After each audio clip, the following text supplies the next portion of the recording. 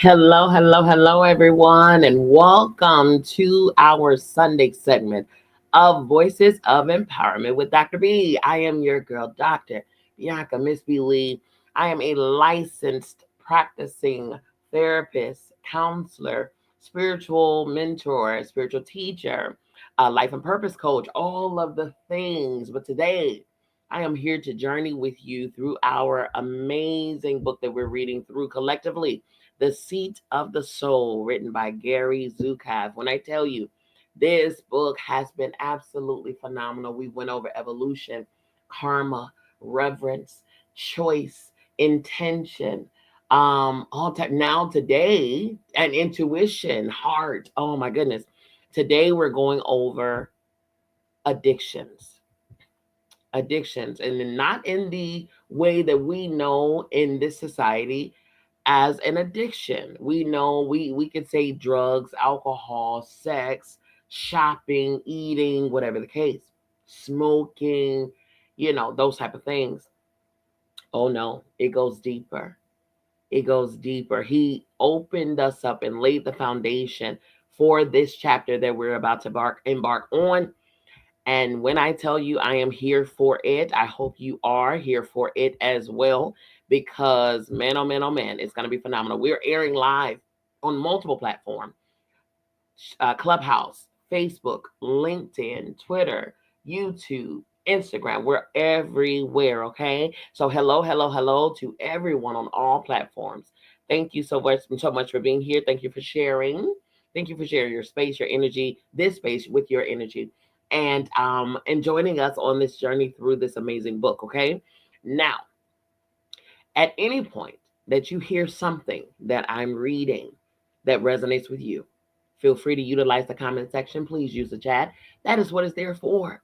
Okay, so you just share your voice. I'll give voice to your words and share it across the multiple platforms, because obviously wherever you are viewing from and you're commenting on, only the people that is there on that platform with you can see your specific comments in your chat, but I can see them all. So I will give voice to your words so that everybody on all platforms can hear them, feel them, resonate with them, and get your insight. And it can give a more broader perspective. Even if you have questions, this is the place to do it at, okay? That's what we're here to do. We're here to read and discuss. Now, I am not privy to what we are about to read. I never am. I only journey with you. I read and know what this book offers based on what you only along with what you know. Okay. So I'm getting revelations as well. So as I'm reading, I'm going to share my revelations at any point. I'm gonna interject and I'm gonna stop. I'm gonna say, "Oh my God, did y'all hear that?" Because I just got that. You know what I mean? So I'm feeling it too. We are all holding each other hand, walking each other back home to our most sacred self. And so I'm grateful for you. Okay, welcome, welcome, welcome to everyone. All right. Without further ado, now that we're done with our church announcements, okay, we're going to get started with chapter 10 of The Seat of the Soul, written by Gary Zukav. Chapter 10 is entitled Addiction. You cannot begin the work of releasing an addiction until you can acknowledge that you are addicted. Until you realize that you have an addiction, it is not possible to diminish its power. The personality rationalizes its addictions. It dresses them in attractive clothing. It presents them to itself and others as desirable or beneficial. A person who is addicted to alcohol, for example, will say to herself or himself or to others that drunkenness is a way of loosening up, of relaxing after a tense day, of having fun, and therefore it is constructive. A person who is addicted to sex will say to himself or herself or to others that random sexual encounters are expressions of closeness or love, that they reflect an evolved and liberated perception, and therefore they are desirable. Recognition of your own addictions requires inner work. It requires that you look clearly at the places where you lose power in your life, where you are controlled by external circumstances. It requires going through your defenses, even when striving for clarity or when outer circumstances, such as an injury caused by driving drunk or a marriage wrecked by promiscuity, provide evidence of an addiction. The personality often clings to a perception of its addiction as a mere problem, initially as a small problem, then as a bigger problem, and then as a significant problem. Why does the personality resist acknowledging its addictions? Acknowledging an addiction, accepting that you have an addiction, is acknowledging that a part of you is out of control. The personality resists acknowledging its addictions because that forces it to choose to leave a part of itself out of control or to do something about it. Once an addiction has been acknowledged, it cannot be ignored and it cannot be released without changing your life, without changing your self image, without changing your entire perceptual and conceptual framework. We do not want to do that because it is our nature to resist change. Therefore, we resist acknowledging our addictions. An addiction is not merely an attraction. It is natural for males and females to admire each other, for example, and to feel a warmth and attraction toward each other. An addiction is more than that. An addiction is characterized by magnetism and fear. There is attraction plus fear, plus a jolt of energy that is out of proportion to that situation. Attractions are a pleasing part of life. They can be satisfied and left behind, but addictions cannot. An addiction cannot be satiated. A sexual addiction, for example, cannot be satisfied by sex. This is the first clue that the dynamic that is involved in what appears to be a sexual addiction is not sexual, but that the experiences of addictive sexual attraction or repulsion serve a deeper dynamic. An addiction can be anesthetized. A sexual addiction, for example, can be made dormant within a relationship by a fear of losing the security of the relationship. But it cannot be healed without a recognizing that it is there and an understanding of the dynamic that lies beneath it. Unless this takes place, it will break through the relationship or the facade of monogamy at those moments when the personality feels most insecure or most threatened. At these times, the personality will feel a sexual attraction to others. That's that magnetism. Sexual addictions are the most universal within our species because the issues of power are tied so directly to the learning of sexuality within the human structure. Sexuality and issues of power were created within our species to complement each other. That is why each human being is who is sexually out of control actually has issues of power in which he or she is out of control with his or her own power. At heart, they are identical. A person cannot be in his or her own power center and be sexually out of control or dominated by the sexual energy current. These cannot exist simultaneously. What is the dynamic behind sexual addiction? The experience of addictive sexual attraction is a signal to the experiencer that in that moment he or she is experiencing powerlessness and is desiring to feed upon a weaker soul. This is the dynamic beneath all addictions, the desire to prey upon a soul that is more shattered than oneself. Wow. This is as ugly to look at as it is to experience, but it is the central core of negativity within our species. Sex without reverence, like business without reverence, and politics without reverence, and any activity that is done without reverence reflects the same thing. One soul preying upon another weaker soul. The way out of a sexual addiction, therefore, is to remind yourself when you feel that attraction that you are in that moment powerless and desiring to prey upon a soul that is weaker than yourself. In other words, when you are feeling the draw of a sexual addiction, consider simultaneously that you are in a mode of powerlessness that causes a desire to use others to surface within you. That desire feels like a sexual attraction. Remind yourself clearly of what it is that is being ignited in you. That does not mean that you do not physically feel a connection or an attraction, but underneath it, what causes you to want to act is a different dynamic, one of powerlessness. Allow this consciousness to penetrate deeply within you so that at that point, if you want to act on your addiction, you need to walk through your own reality. If you're married or in a monogamous relationship, remind yourself that acting upon your impulse may or will cost you your marriage or your relationship. Ask yourself if what you want to do is worth that. If you're healthy, remind yourself that acting upon your impulse may cost you your health because you do not know whether or not the partner that you have chosen carries a disease such as AIDS. Ask yourself if what you want to do is worth that risk. Remind yourself that the partner to whom you are most likely drawn is drawn equally to others as are you, that he or she has no more feeling for you than you have for him or her.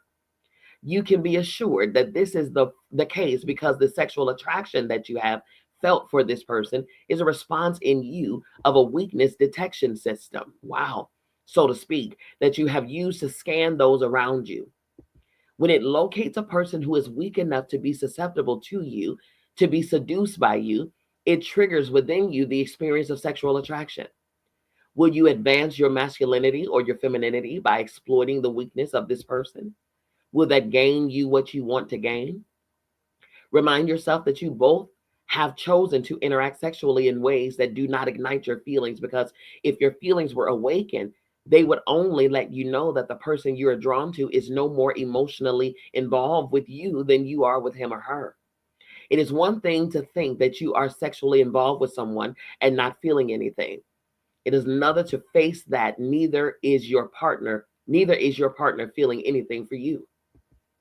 Look closely at the dynamic in which you are involved, and you will see that when one soul seeks to prey upon a weaker soul and a weaker soul responds, both souls are the weaker soul. Who preys upon whom? The logic of the five sensory personality cannot guess or grasp this, but the higher order logic of the heart sees it clearly. Is there truly a difference when two consciousnesses are trying to link into a dynamic that ultimately will lead to balance when both are identical missing pieces, have identical missing pieces?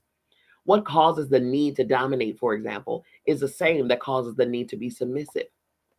It is merely the choice of which role the soul wishes to play in working out the identical struggle. Enter into your own fear, into your own sense of wanting a drink or sex with a different partner. Ask yourself to seriously review all of the times in your life that you thought you would gain so much from that and face what you've gained. Hold on to the thought that you create your experiences. Your fear comes from the realization that a part of you is creating a reality that it wants, whether you want it or not, and the feeling that you are powerless to prevent it. But that is not so. This is critical to understand. Your addiction is not stronger than you. It is not stronger than who you want to be. Though it may feel that way, it can only win if you let it. Like any weakness, it is not stronger than the soul or the force of will. Its strength, its strength only indicates the amount of effort that needs to be applied toward the transition, toward making yourself whole in that area of your life. Recognize that what you are doing when you fear that you will be tempted and that you will not be able to resist the temptation is creating a situation that will give you permission to act irresponsibly. It is possible to create a test that you cannot. Is it possible to create a test that you cannot pass? Yes. The experience of wanting to be tempted in order to test yourself is the act of creating an opportunity to act irresponsibly, to say to yourself, I knew I couldn't do it anyway, and give in to your addiction. The heart of making a temptation that is greater than you can resist is that you do not wish to be held responsible for your choice. The greater the desire of your soul to heal your addiction, the greater will be the cost of keeping it. If your soul have chosen to heal an addiction now, you will find that the decision to maintain your addiction will cost you the things that you hold most dear. If that is your wife or your husband, your marriage will be placed in the balance against your addiction. If that is your career will be placed in the balance. This is not the doing of a cruel universe or a malicious God. It is a compassionate response to your desire to heal, to become whole. It is the compassionate universe saying to you that your inadequacies are so deep that the only thing that will stop you will be something of equal or greater value in opposition to your inadequacies. This is the same dynamic that is expressed in terms of space and time and matter by the second law of motion. A change in the momentum, mass, direction of movement, and speed of a body in motion is directly proportional to the force affecting the body in motion and takes place in the direction that the force is acting. By the magnitude of the cost of your addiction, you can measure the importance of healing it to your soul and the strength of your own inner intuition intention to do that. Try and truly realize that what stands between you and a different life are matters of responsible choice. In your moments of fear, what you're obscure about in your thinking is the power and magnitude of your own choice. Recognize that your own power of choice is. You are not at the mercy of your inadequacy. The intention that will empower you must come from a place within you that suggests that you are indeed able to make responsible choices and draw the power from them. That you can make choices that empower you and not disempower you. That you are capable of acts of wholeness. Test your power of choice because each time you choose otherwise, you disengage the power of your addiction more and more and increase your personal power more and more. As you work through your weaknesses and you feel levels of addictive attraction, ask yourself the critical questions of the spirit. If by following those impulses, do you increase your level of enlightenment? Does it bring you power of the genuine sort? Will it make you more loving? Will it make you more whole? Ask yourself these questions. This is the way out of addiction. Walk yourself through your reality step by step. Make yourself aware of the consequences of your decisions and choose accordingly. When you feel in yourself the addictive attraction of sex or alcohol or drugs or anything else, remember these words. You stand between the two worlds of your lesser self and your full self. Your lesser self is tempting and powerful because it is not as responsible and not as loving and not as disciplined. So it calls you. This other part of you is whole and more responsible and more caring and more empowered, but it demands of you the way of the enlightened spirit, conscious life, conscious life. The other choice is unconscious permission to act without consciousness. It is tempting. What choose you? If your decision is to become whole, hold that decision. You will not be as tempted or as frightened as you think. Hold it and remind yourself again and again. You stand between your lesser self and your whole self. Choose with wisdom because the power is now fully in your hands. Do not underestimate the power of consciousness. As you live and make conscious choices each moment of each day you feel with strength. You feel with strength and your lesser self disintegrates. As you choose to empower yourself, the part of you that you challenge, the temptation that you challenge, will surface again and again. Each time that you challenge it, you gain power and it loses power. If you challenge an addiction to alcohol, for example, and you're drawn 12 times that very day to a drink, challenge that energy each time. If you look upon each recurrence of attraction as a setback or as an indication that your intention is not working, you choose the path of learning through fear and doubt. If you look upon each recurrence as an opportunity that is offered to you in response to your intention to release your inadequacy and to acquire power over it, you choose the path of learning through wisdom, for that is what it is. The first time that you challenge your addiction, and the second, and the third, you may not feel that anything has been accomplished. Do you think that authentic power can be had so easily? As you hold to your intention and as you choose again and again and again to become whole, you accumulate power, and the addiction that you thought could not be challenged will lose its power over you. When you challenge an addiction and choose to become whole, you align yourself with your non physical help. The work to be done is yours, but assistance is always there for you. The non physical world, the actions of your guides and teachers, touches yours in many ways. The thought that brings power, the memory that reminds, the surprise recurrence or occurrence that reinforces. There is much joy in the non physical world when a soul releases majority negativity and the quality of its consciousness shifts upward into higher frequencies of light. Therefore, do not suffer in aloneness. There is no such thing. Look at yourself as someone who is reaching for healing and at the complexity of what needs to be healed. Do not think that you exist alone without other human beings of equal complexity. All that the human experience is about is a journey toward wholeness. Therefore, you can look at each individual and rest assured that they are not whole. They are in process. Were they whole, they would not be physical upon our plane. Thank you. In other words, you have the company of billions. You have the company of billions of souls. I say that often too. This is my interjection here. I say that often in terms of my own self. I have really, really, really unsubscribed from the thought of embarrassment, shame, guilt, all of that stuff, low self esteem, low self image, being ashamed in front of people and things like that because of this very point right here.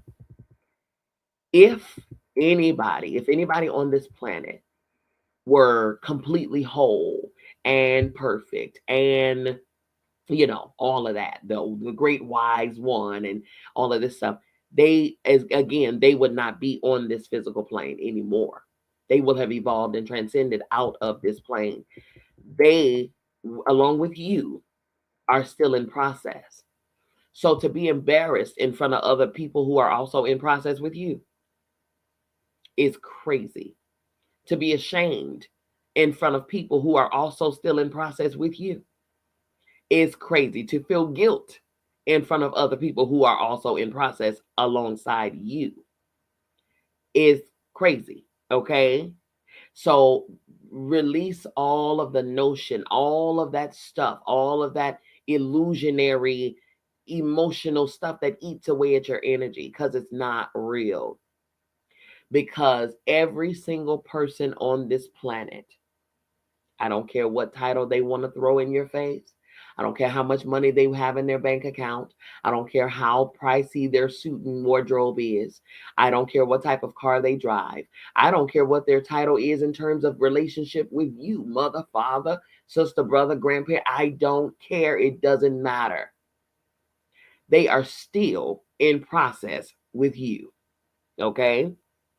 So don't let anybody make you feel any way, any lesser than what you're supposed to feel, which is love, peace, joy, all of that stuff. Other than that, remind them that they are also in process. Okay. Continuing, it says, when you have worked hard, take the time to appreciate what you have done. Do not always look at the distance that you have yet to travel. Join your non physical teachers and guides in applauding what you have accomplished. That's it. Every small, even baby steps are steps nonetheless. Celebrate yourself. This does not mean to relapse into your addiction. It means allowing yourself to rest when you need it, to recognize when you become exhausted, and to give yourself the grace of knowing that even the best of us get tired. Understanding the dynamics behind your addiction is one thing. Actually making the emotional connection to discharge the need for it is another thing.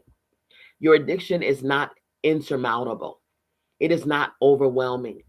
If it continues to appear that way to you, it is because deep in your heart, you do not see yourself as able to release the addiction, even if you understand why you are drawn to it. If your addiction lingers, ask yourself if you really want to release it, because in your heart, you do not. That's it right there. That's it right there. Until you feel in the inadequacies within you, you will always have your addiction. In order to release your addictions, it is necessary to enter your inadequacies, to recognize that they are real, and to bring them into the light of consciousness to heal. It is necessary to look deeply into the parts of yourself that have such power to you, to look clearly at how deep they are within you, and to see them as honestly as you can. It may be that your addiction has provided you one of the few genuine pleasures of your life. What is more important to you, your wholeness and your freedom, or the pleasures that you get from satisfying your addiction? When you understand that your addiction results from an inadequacy, the question becomes how you will respond to your inadequacy, by reaching for another drink or another sexual encounter, or by reaching inward for those things that fill the hole. Move into how strong the power of your addiction is, into how deeply you feel its attraction, and ask yourself if the time is really right for you to release this form of learning. That is for you to ask and answer. You may hear the guidance of your non-physical teachers and feel that it offers you a path of higher wisdom, But at the same moment, realize that you are not ready to take that path. You might decide that this is not the right time, that you are not yet strong enough to live a certain way. You might indeed have to face that. Ultimately, you will take the higher path. But if you wish to put the journey off for a day or a week or 7 lifetimes, that is sufficient. Your teachers see from a perspective that does not include time. It is the depth of wisdom for you to know that you will eventually take the path of consciousness. If that is the path that you will eventually take, why wait? That's true. If that is the path that you will eventually take, whether now or in the next, like you said, 7 lifetimes, then why wait? Yet there are times when there is wisdom in waiting as the rest of you prepares for the journey. There is no shame in this decision. The universe does not judge. Eventually, you will come to authentic empowerment. You will know the power of forgiveness, humbleness, clarity, and love. You will evolve beyond the human experience, beyond the earth school, beyond the learning environment of space and time and matter. You cannot not evolve. Everything in the universe evolves. It is only a question of which way you will choose to learn as you evolve. This is always your choice, and there is always wisdom in each choice. When you return home, when you leave your personality and body behind, you will leave behind your inadequacies, your fears and angers and jealousies.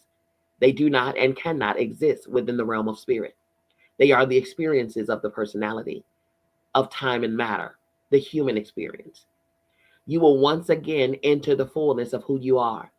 You will perceive with loving eyes and compassionate understanding the experiences of your life, including those that seem so much to control you. You will see what purposes they served. You will survey what has been learned, and you will bring these things into your next incarnation. That's the South Node, North Node. Okay. South Node is your most recent past life, uh, characteristics and personality traits. And then your North Node is your current life cultivation traits, what you need to cultivate in this life. So that's what he's saying.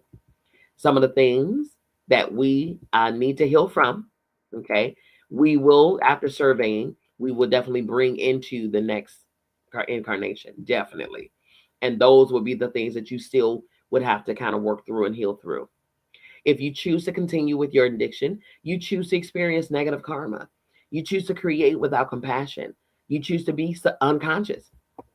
You choose to learn through the experiences that your unconscious intentions create. You choose to learn through fear and doubt because you fear your addiction and you doubt your power to challenge it successfully. If you choose to challenge your addiction, you move consciously toward wholeness. You choose to learn through wisdom. You choose to create your experiences consciously, to align the perceptions and the energy of your personality with your soul. You choose to create within physical reality the reality that your soul wishes to create. You choose to allow your soul to move through you. You choose to allow divinity to shape your world. When you struggle with an addiction, you deal directly with the healing of your soul. You deal directly with the matter of your life. This is the work that is required to be done. As you face your deepest struggles, you reach for your highest goal. As you bring to light, heal, and release the deepest currents of the negativity within you, you allow the energy of your soul to move directly into and to shape the experiences and events of physical reality, and thereby to accomplish unimpeded its task upon the earth.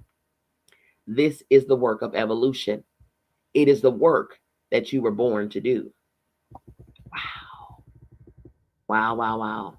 I kind of want to go on and continue to chapter 11. That was the end of chapter 10. That was good. Ooh, that was good. But since we have time, because we usually typically commune together for about an hour, I think I want to go to chapter 11 and its relationships. You all, I think this one, all of these chapters have been amazing, but I want to continue into relationships, especially off of that one right there. My goodness. Okay. Chapter 11, relationships. There are certain growing dynamics that can occur only within the dynamic of commitment. Without commitment, you cannot learn to care for another person more than yourself. You cannot learn to value the growth of strength and clarity in another soul, even if that threatens the wants of your personality. When you release the wants of your personality in order to accommodate and encourage another's growth, you attune yourself to that person's soul. Without commitment, you cannot learn to see others as your soul sees them, as beautiful and powerful spirits of light. The archetype of spiritual partnership, partnership between equals for the purpose of spiritual growth, is emerging within our species. This is different from the archetype of marriage, which was designed to assist physical survival and in which the partners do not necessarily see themselves as equals. When individuals enter a marriage, the ability of each to survive physically is enhanced. They are more capable together of finding fire, shelter, food, and water, and of defending themselves than they are individually. The marriage archetype reflects the perception of power as external. The archetype of spiritual partnership reflects the conscious journey of multisensory humans toward authentic power. Spiritual partners recognize the existence of the soul and consciously seek to further its evolution. They recognize non physical dynamics at work within the world of time and matter. They see matter as the densest or heaviest level of light that is continually being shaped and reshaped by the souls that share its sphere of learning.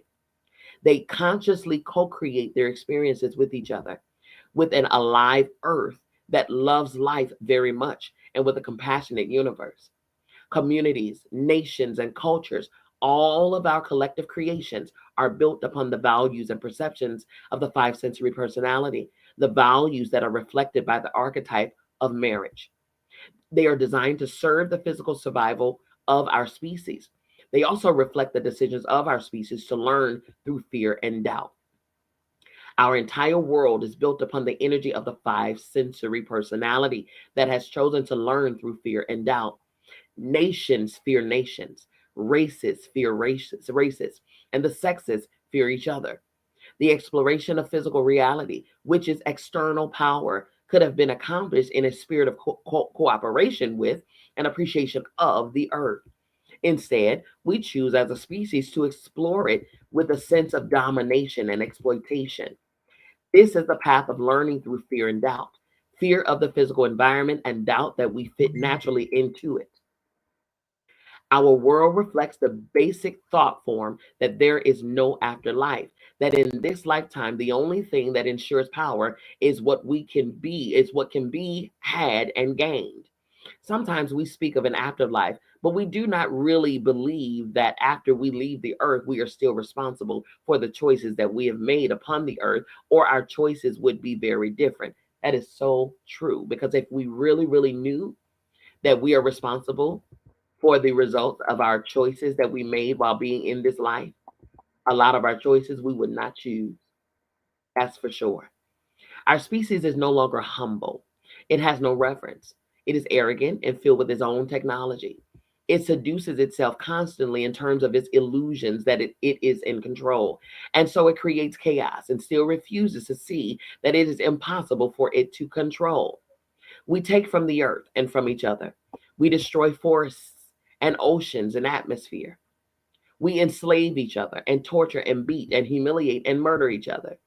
When the archetype of spiritual partnerships of individuals joined in equality for the purpose of spiritual growth emerges at the level of community, it creates values and perceptions at the level that reflect those of the multisensory personality. Just as individuals that bond in spiritual partnership and choose to express their bond through the convention of marriage infuse the energy of spiritual partnership into the archetype of marriage and thereby create new values and behaviors within marriage. Individuals that join in spiritual partnership at the level of organization, city, and nation, and race, and sex infuse the collective consciousness of these levels with the energy of spiritual partnership and create new values and behaviors at these levels. The evolutionary process that occurs at the level of the individual is the same process that occurs at each level of interaction between individuals. When an individual invokes the energy of the archetype of spiritual partnerships, not only the partnership that it forms with another individual is affected, but also its community, nation, and the global village. Your decision to evolve consciously through responsible choice contributes not only to your own evolution, but also to the evolution of all those aspects of humanity in which you participate. It is not just you that is evolving through your decisions, but the entirety of humanity. If you wish the world to become loving and compassionate, Become loving and compassionate yourself. If you wish to diminish fear in the world, diminish your own. These are the gifts that you can give. The fear that exists between nations is a macrocosm of the fear that exists between individuals. The perception of power as external that separates nations is the same that exists between individuals. And the love, clarity, and compassion that emerge within the individual that chooses consciously to align itself with its soul is the same that will bring sexes, races, nations, and neighbors into harmony with each other. There is no other way. Though each human being is responsible for the quality of life that he or she personally experiences, simultaneously that extends into the macrocosm. The threat of nuclear annihilation, for example, is a macrocosmic idea or notion on our earth, and it requires the complete evolution of the microcosm in order for that to evaporate. So long as those who strive to establish harmony at the level of nations have within themselves the anger and violence that they seek to heal between nations, the harmony that they seek to create at the macrocosmic level cannot come into being. What is in one is in the whole, and therefore, ultimately, each soul is responsible for the whole world. When you commit to a spiritual partnership with another human being, you bring the energy of the archetype of spiritual partnership into the physical arena.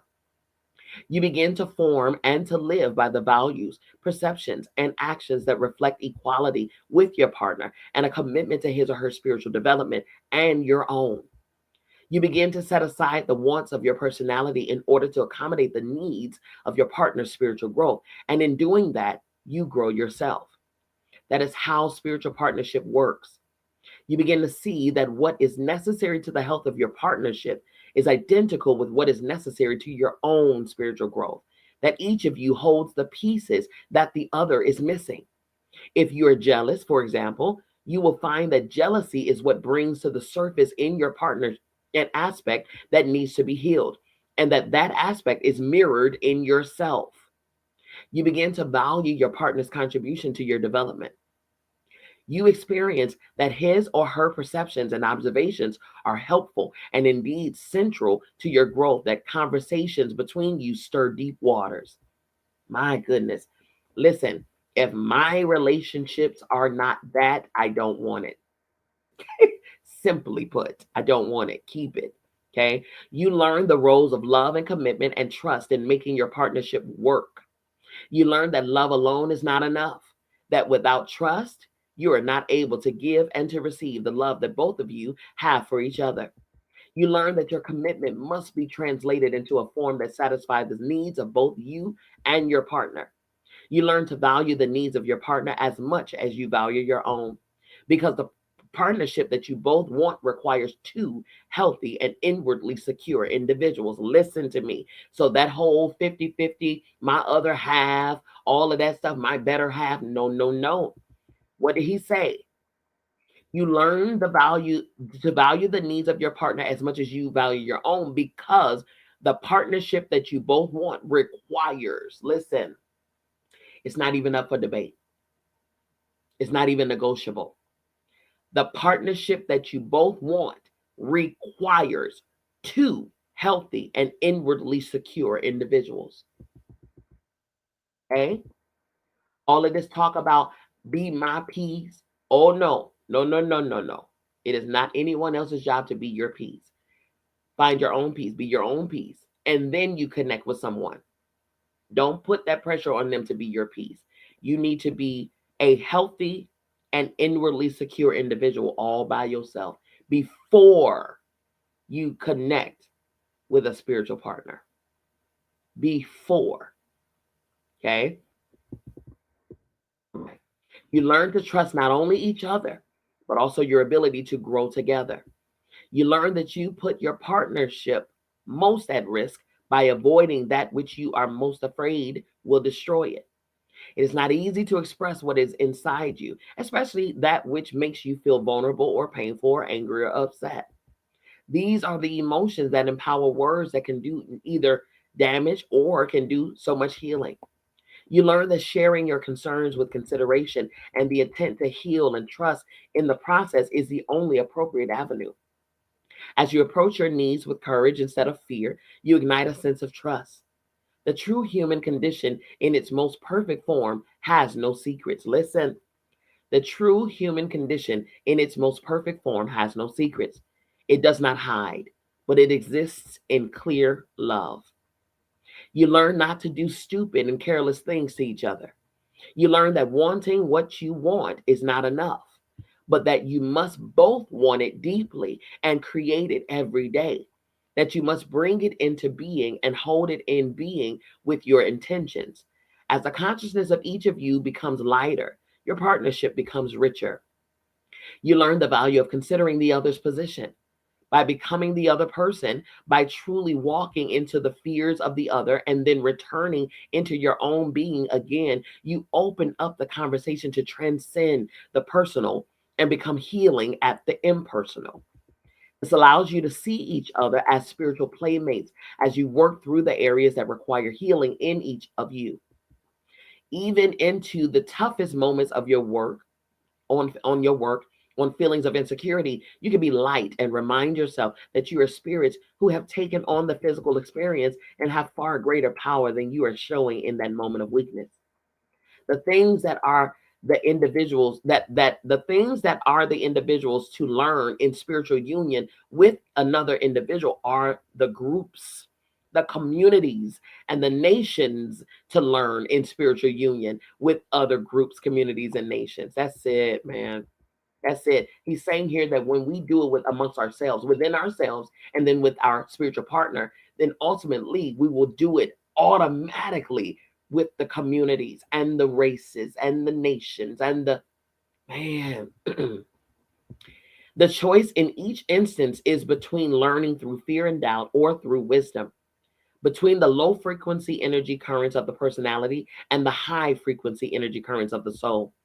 If the anger of one personality toward another creates distance, shatters intimacy, and causes defensiveness, the anger of one nation or religion or sex toward another produces the same. If the concern of one personality for another produces closeness, appreciation, and mutual regard, the concern of one nation or religion or community for another produces the same. The dynamic is identical. You are related to every form of life upon this earth and beyond. As your soul evolves, you move into greater awareness of the nature of that relationship and the responsibilities that you assume. Within our species, there are degrees of soul consciousness. The significance of the evolution of responsibility is that each human being moves through levels of responsibility on its way to wholeness. In other words, as a soul chooses the lesson of responsibility, it will find itself incarnating into an atmosphere of more potential impact upon the species. The personality must also come to agree with what the soul has chosen. If you are not consciously ready, you will not be put into a position to impact many for the protection of your own soul. A soul that is new to the human experience, for example, a soul that has evolved from the animal kingdom and is beginning its journey of a human evolution, although there are very few of them at this point, begins within a certain frequency range and for its own protection incarnates into a limited sphere of human life. I've experienced the opposite, not myself personally, but a soul incarnated from human into the animal kingdom. That I know for a fact. That's something. And it's really cool that he wrote about this. It's written in the book, my goodness. It may incarnate into a remote region so that it can have a gentle life, familiarizing itself with the human physical experience. As it becomes more adept at the human sensory system, a human intelligence, at the connection between the soul and body energy and what is expected within a human incarnation, its capacity to move and incarnate into more responsible centers of activity increases. Center of activity does not mean the presence of a city or university, but an activity of karmic proportion. In other words, a person that is living in a remote area in which the temptations of life and the definitions of good and evil are far more clear, and in which there are not as many temptations, is not in the same karmic center as a soul that has chosen to incarnate as one who would have a larger sphere of influence within a family or a community or a nation. A soul center of activity refers to the degree of expansion of its karmic influence and energy influence. A soul needs to be more advanced to handle the possibilities that come from the expansion of its karmic energy influences. This is the significance of the evolution of responsibility. As souls choose to participate consciously in more inclusive levels of interaction, they take on not only their own transformation, but also those of the larger collectives in which they participate. Think of your consciousness in terms of physical light. That light shines, but a brighter light shines over a wider range, and a dimmer light shines on a smaller range. The extent to which your light shines is the width and depth and breadth of your karmic influence. If you are a major light, you shine upon the entire globe. If you are growing into a major light, but are a lesser light, you shine within a different range of which you are held karmically responsible. But your potential to shift your own quality of consciousness and the quality of consciousness of others is equally enormous. Within the sphere of possibilities and probabilities for the soul, there exist many opportunities, including the possibility that the soul might choose, for example, its most remote path of growth instead of the one that is most natural to its energy, so to speak. If in the privacy of his or her own spiritual choices, as he or she advances in faith and in courage and in feelings for his or her own humanity, a soul may well open that door which leads to greater awareness and to greater karmic influence and responsibility. Whereas that possibility might have existed with only a small probability at the time of the soul's incarnation, a door that would only open under certain circumstances if this happened. And then, if that happened, excuse me, it may become so that the soul does indeed find its way to that path. Every consciousness or individual soul affects the macro consciousness depending upon its quality of light, upon the frequency of its consciousness.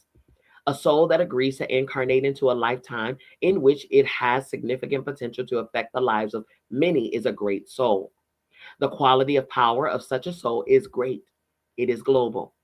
Its capacity to touch the lives of millions and indeed billions of human beings is very real, and so will be its karmic debt if it fails in its task to advance humanity. It will have the karmic responsibility of billions of souls upon its own. Great souls upon our path, upon our planet, like all souls upon our planet, must make decisions moment by moment. As you look upon the many souls of our earth who stand in major positions to maneuver the lives of thousands or millions or billions of human beings, allow yourself to distinguish them from their personalities. Even though a soul has the ability to influence the lives of billions of people or even the entirety of humanity, its personality is tempted. When the personality, Jesus, encountered the Luciferic principle, the challenging principle of our species, when he was offered dominion over the entire globe, the fulfillment of all that he could conceive, was he tempted? Yes, he was tempted. If he were not, there would have been no power in his choice. Were the choice of the path of glory that he chose not balanced against another of equal attraction, how could he have drawn such power from that choice? Authentic empowerment is not gained by making choices that do not stretch you. I'm going to say that again. Authentic empowerment is not gained by making choices that do not stretch you. When a soul chooses the vertical path, when it chooses to evolve consciously through responsible choice, it becomes capable of liberating itself from its own negativities. It reaches for authentic power. It takes on, so to speak, its own negativity, the unconscious intentions of the splintered part of its personality. As a personality becomes conscious, as it evolves into a multisensory personality, it becomes integrated. The frequency of its consciousness increases. It becomes whole. Its negativities drop away, and the quality of its consciousness becomes lighter. It becomes able to see itself and those around it with compassion and clarity, with the wisdom of its soul. When the soul chooses to participate consciously in more inclusive levels of interaction, it becomes capable of participating directly in the liberation of its family or its group or its community or its nations through the negativities that are present and active at those levels. It also runs the risk of contamination by those negativities. In other words, a soul that seeks to bring a higher quality of consciousness to a more inclusive level of human interaction runs the risk of being contaminated by the fear or anger or the selfishness of that level. It's so true. That's why we're even in scripture, it says for us to be in the world, but not of the world. So it takes us, if we have that task to, help to spread the light and to shine the light and be that voice to the masses or whatever, we have to understand that when we're going into some of these spaces, even if the space is our family, we can go into our family circles and be contaminated by the family stuff. We really can. That's why before we go and take on this task, we have to build that strength within our own self. We have to go and take that vertical path of consciousness for ourselves so that when we can enter those areas. Let me tell you, even with the story of Christ, Christ stepped away from his mother and stepdad, Joseph. I say stepdad, Joseph. When he was 12, he stepped away because he could not reach his highest level of consciousness and enlightenment around them. He couldn't do it. He had to step away, and he was gone for 18 full years. He did not come back until he was 30, but he didn't come back until he was prepared. He didn't come back until he got himself to a place where he could be faced with temptation and then say no. Because had he come back any sooner, he probably would have chosen the temptation because he wasn't quite ready to handle that yet. So sometimes, yes, like he just said, you can go into those areas prematurely, even some of those areas being your familial, and be contaminated by the stuff, by the heaviness and the density and the low energy and frequency that's inside of those areas. You got to be ready. Okay. Great souls, such as the soul that was Gandhi, for example, run the risk of great contamination. At the level of soul contact, a great soul deals not only with its own fear, its personal fear, but it also takes on the evolution of the collective fear of the species. That's it. The weight of that is where a great soul risks contamination on a great level. But its possibility of releasing that fear from the collective consciousness of the species becomes also possible. The consciousness of a great soul is symbolic of the larger consciousness. The macro consciousness that holds the same values and fears and guilt. That macro consciousness might be the collective consciousness of the United States or the Soviet Union or Ethiopia. The many souls that form that collective are in continual dialogue with its own. The great soul is the person who has taken on the task of change. If he or she is able to transcend fear, to act out of courage, the whole of its group will benefit, and each one in his or her own life will be suddenly more courageous, though they may not see how or why. Not all souls accomplish the task that they have set for themselves. As you look at the individuals who are in major positions of influence upon our planet, you can see whether or not they are succeeding in their task of advancing humanity by the choices that they have made. That's it. Some have chosen to align themselves like mannequins with the dying consciousness of the five sensory human that has existed within the collective consciousness of each of our nations. They have chosen, in other words, to represent a system that is disintegrating. And so their own systems are disintegrating before their eyes. Their comrades are corrupt. Their governments are corrupt. These souls represent a form of power that is no longer effective, but they have failed to understand that. They draw to themselves those whose consciousness are aligned symbolically and in terms of beliefs to their own. They choose to walk with the shifting pattern of fear and selfishness. They exhibit great paranoid energy, and therefore they attract to themselves, their governments, and their militaries, fellow human beings that have the same paranoid desire to destroy life, as if the destruction of life will save our planet, but it will not. Through the decisions that they have made, these souls have refused to acknowledge that the older forms of power, the perception of power as external, no longer will be tolerated upon the earth. Nonetheless, the evolution from external power to authentic power is occurring now in full force. And so their decisions affect only how that shift will take place. They have chosen the path of fear and doubt, of trauma and pain. The difference between a great soul that aligns itself with openness and growth and interdependence, that transcends its fears on behalf of itself and its collective, and one that does not, it does not, okay, it is the soul that chooses openness, has a different active level of courage and insight and wisdom. I'm going to start that over because there's some punctuation missing here. Okay, the difference between a great soul that aligns itself with openness and growth and interdependence, that transcends its fear on behalf of itself and its collective, and one that does not is that the soul that chooses openness has a different active level of courage and insight and wisdom. And the one that does not has consistently weakened under the impact of the fear of the collective. Choice to choice to choice to choice, negativity upon negativity, and a Hitler is created. We are in that time right now. Choice to choice to choice to choice. Executive order to executive order to executive order to executive order.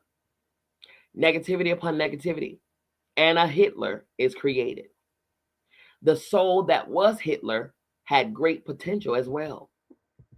Every soul that agrees consciously to bring to a level of human interaction the love and compassion and wisdom that it has acquired is trying through his or her own energy to challenge the fear patterns of that collective.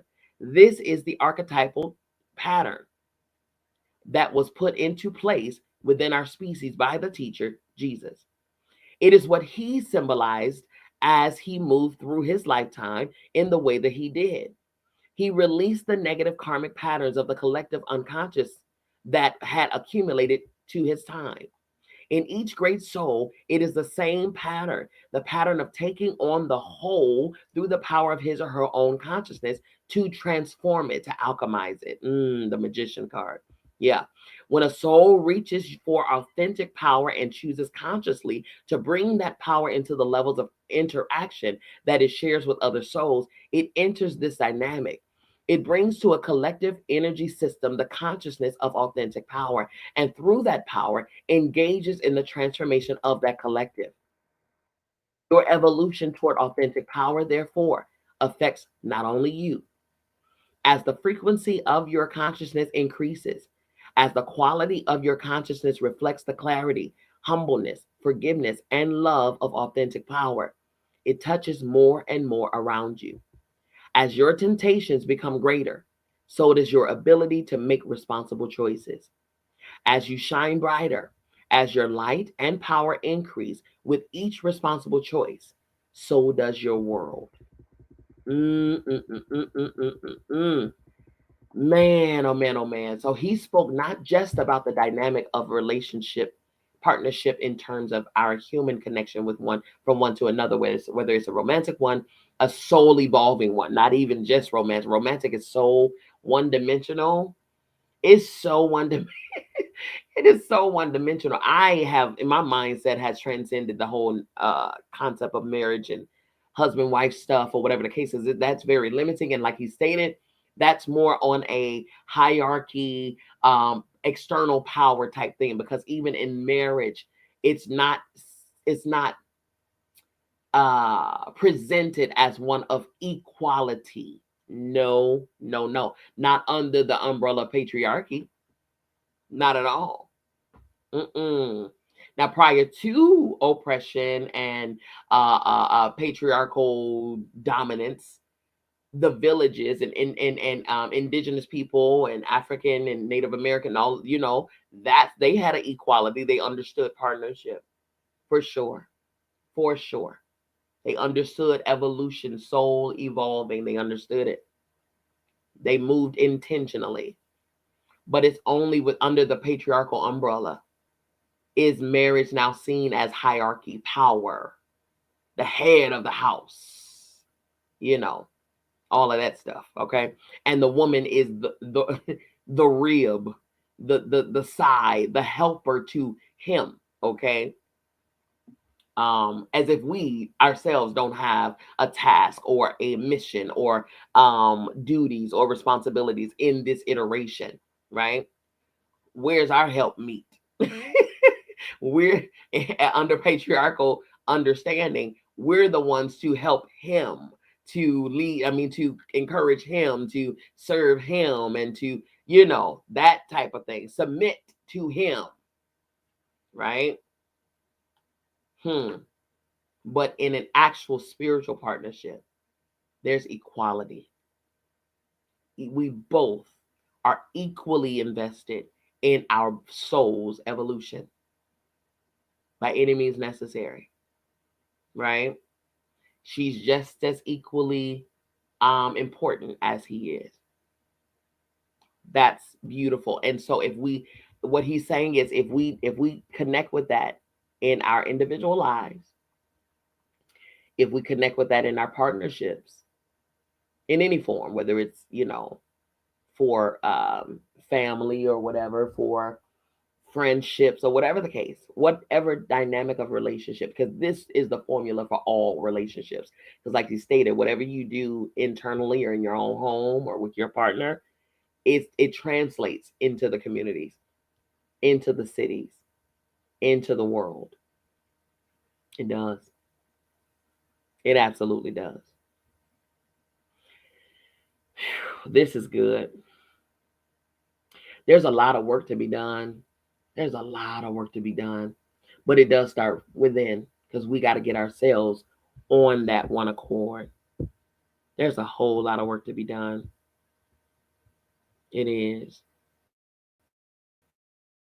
I'm taking mine. You know what I mean? I'm taking mine. I'm owning my part. I'm owning my portion and my task, because I am one of the voices that have always been, even reluctantly so. I've always been in front of masses. I've always been that way, and I didn't know why. I resisted it. Even in music, when I was singing, I'm a former recording artist, former singer, songwriter, all of that stuff, musician or whatnot. But even then, I was offered lead songs, and stuff like that, and I didn't want to.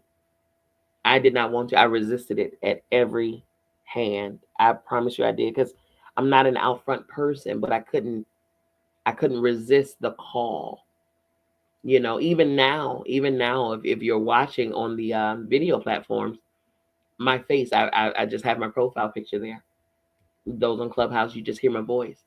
I loved when Clubhouse came out, and it's just the voice. I love it, because transitioning rather from the music arena, I transitioned into the beauty arena, and it was all about outward, external appearances. All about it. In fact, being in that arena is what prompted me to go into life and purpose coaching and therapy and counseling and things like that. Because, as we all know, we've all visited the salon and the barbershops or whatever.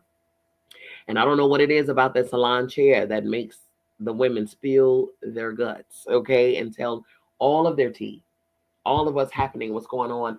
And what I saw very consistently, I'm talking about alarmingly consistent, is there's a lot of us that are investing in our outer appearance to look like we're okay, to look like we're happy, to look like we're abundant, to look like all is well, to look like we're just, wonderful, by the hair and the makeup and the nails and the clothes and the shoes, even the cars and the money,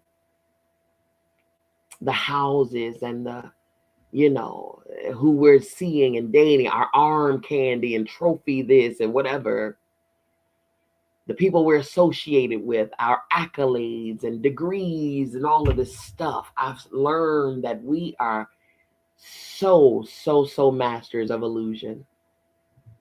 And once, if you were to strip all of that stuff away, and you get down to the bare bones of that individual, you will find that they are not okay. Why? Because they're using external things to gain external power. temporary, uh, which is non-existent power. It's an illusion when the power comes from within, comes from within, you know. Big names and showboating and all of this whole celebrity thing. I've never been, and I'm talking about I was in the music arena, sang behind some of your greatest and favorite artists to date. Wrote for, arranged for, produced for, played bass guitar for some of your favorites. However, that celebrity thing I never got with. I never got with. Because we all have gifts and talents. What makes another person greater than you? You know what I'm saying? That a celebrity, the only reason that they're celebrated is because we do that. We put them up there. We put them on a mantle. We idolize them. This whole the Beyoncés and Jay-Z's and all of it. We did that. It was us lifting them up, idolizing them as if you don't have that same star quality, as if you're not a star yourself. Come on, man. Come on. That's exactly why I removed all TVs out of my home. I have not had a TV in my home. Right hand to God, I haven't had a TV in my home in 9 years. Because what's the point? I mean, it says it right there in the name, television. They're telling you a vision. They're telling you what to see. They're telling you what to hear. They're telling you how to program. You got to find the program to watch. Do you hear that? Find the channel. All of that is spiritual stuff. That's spiritual transference. It is. Half the stuff that we're looking at on that screen is not real. It's what they want you to believe is real. That's how we can remain under the trance. Unplug and wake up. Unplug and wake up. And get to the real. Go within. Connect with self. Dispel the illusions and the masks, all of that stuff. Get rid of it. Remove it from you so that you can see exactly who you are, number one. How you are, what you're made of, your power, true power, authentic power. And then stand in that and operate from that. And when you do that, the more you do that within yourself, the more you become a magnet to other people who are on that same accord. And as you continue to evolve, so shall they. And as you evolve, that you emit good energy into the world, into the planet. And it is a trickle-down effect. Because we're not an individual. You are not an individual. You are one micro of the macro. The macro is the whole of us, the whole of humanity. So what you do affects us all. So how do you think we'll be affected if you heal? We would heal. If you love better, love yourself better, love others better, we would love better. We would feel that love and we would demonstrate that love even more because you loved.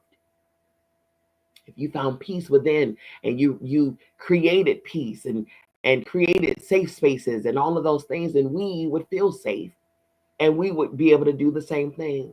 It is a collective thing.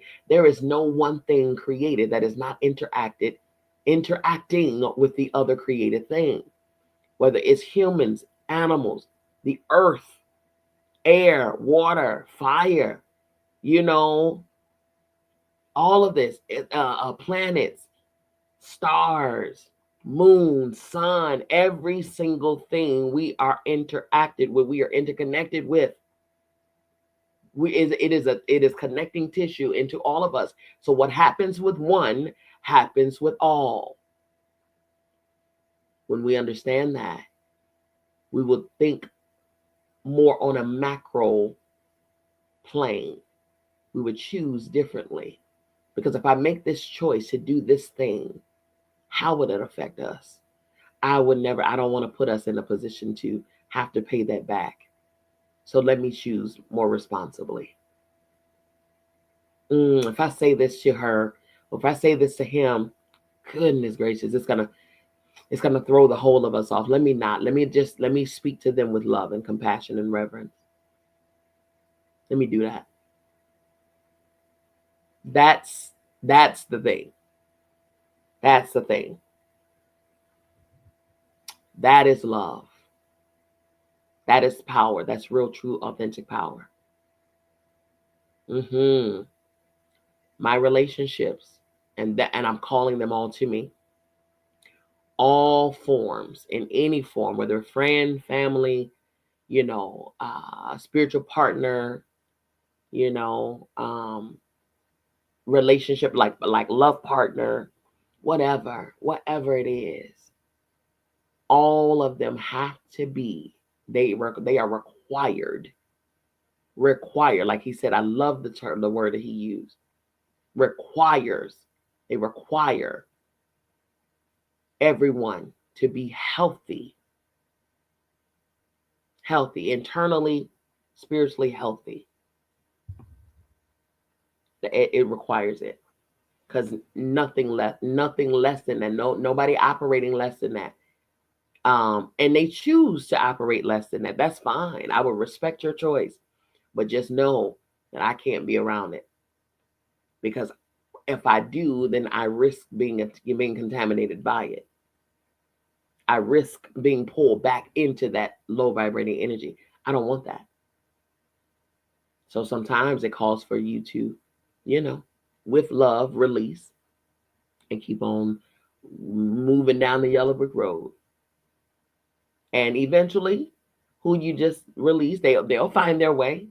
Like he said, whether in this life or the next life or 17 lifetimes from now, they'll get it eventually. But hey, I move with those who want to move with me. Okay. And you do the same, but do it responsibly, do it intentionally, and do it with spiritual connectivity. Seriously. Seriously. I love this. This is awesome. The next chapter, you all, is chapter 12, and that is entitled Souls. So we're going higher. We're going higher. I love this. If you need this book, if you do not have this book, first of all, what are you waiting on? Okay. To receive your free ebook copy of this reading material, just send me an inbox. Send me an email. Send me an inbox. You can email me at info@biancamissblee.com.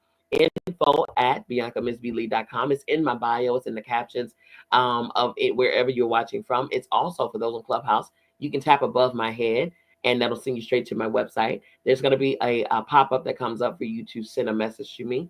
Send that message and let me know where you want me to send your free ebook copy. Okay. Yes, we are a nonprofit organization. Yes, we are 501c3, and we accept donations. However, although they are welcome, they are not required. Okay. You can sow a seed, absolutely, because it'll definitely be planted on good ground. Hello, somebody. But it is not required for you to get this book. This book is for you. This book is for you to join us in this journey, or you can read it all by yourself. Either way, it's for you. Okay. Alrighty, so reach out to me. Let me know. I'll send it to you personally. All right. Also, everybody else, Clubhouse already has it. It's above my head. The website. Go to the website and check out some things that you might want to take advantage of. From anything from coaching, counseling, meditation, Reiki forms, readings, things like that. Whether a card, whether oracle, whether birth chart, natal readings, and things like that. Astrological transits, whatever you need and that I am gifted in doing, I will do for you. Okay. So go there. You can also see some of the other stuff that I offer: books, merchandise, whatever the case. My merchandise is also on Walmart.com as well, but you can get it directly from me. Okay. Because we I don't know, Walmart is on that DEI foolery. Okay. So, and it's yikes. But in any case, you can get it directly from me. You don't have to even go through that process. Okay. Now, while we were chatting, a great friend and brother of mine transitioned in January 14th, and while we were chatting, I smelled him so strong all of a sudden on my right side. He always appears on my right side. He always speaks on my right ear and always appears on my right side. So as I'm reading, my whole right arm and the hairs of my on my right arm was just prickly and standing up.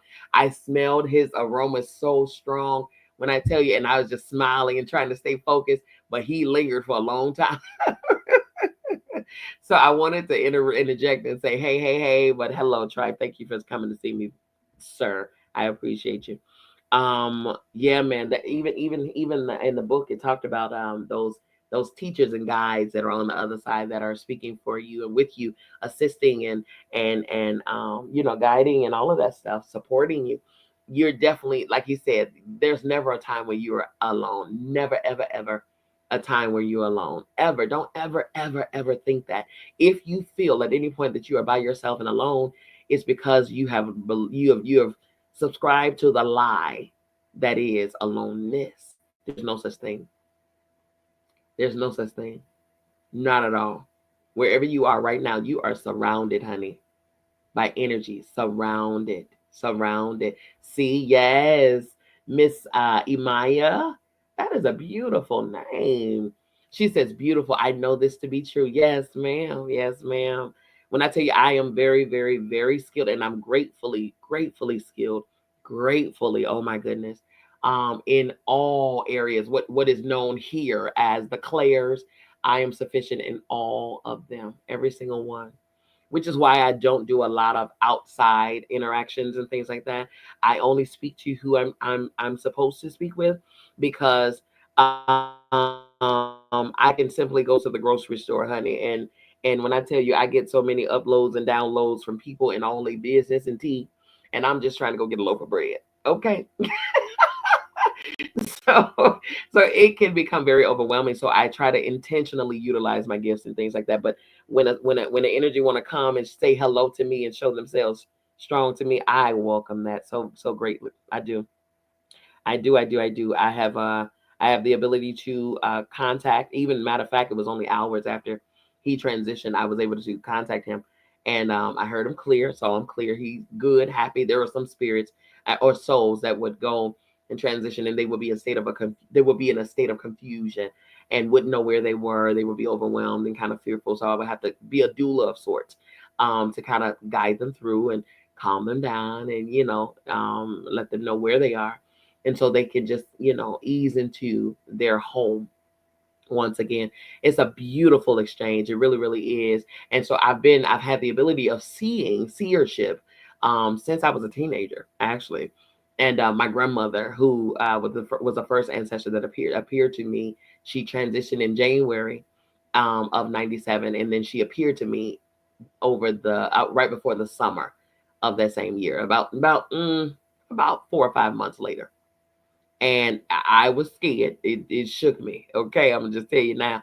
But the more and more I evolved in my consciousness, in my awareness, the more it become normal. Okay, it is so normal. I've been mounted before by other entities, including my higher self, but other entities for the sake of reading and doing the work. Okay, I'm a licensed doctor, a licensed, okay, not just in the realm of wellness, in the earth realm of healthcare, but also in the realm of spirituality. I am a licensed and certified spiritual doctor, conjure woman, root doctor, that type of thing, because it's in me to do. It's what my ancestors gave me, and that's what I'm here to do.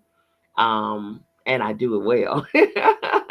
I do it well. And the beauty is I'm steadily day by day evolving, and I love it. It's like a beautiful lotus flower opening more and more and more.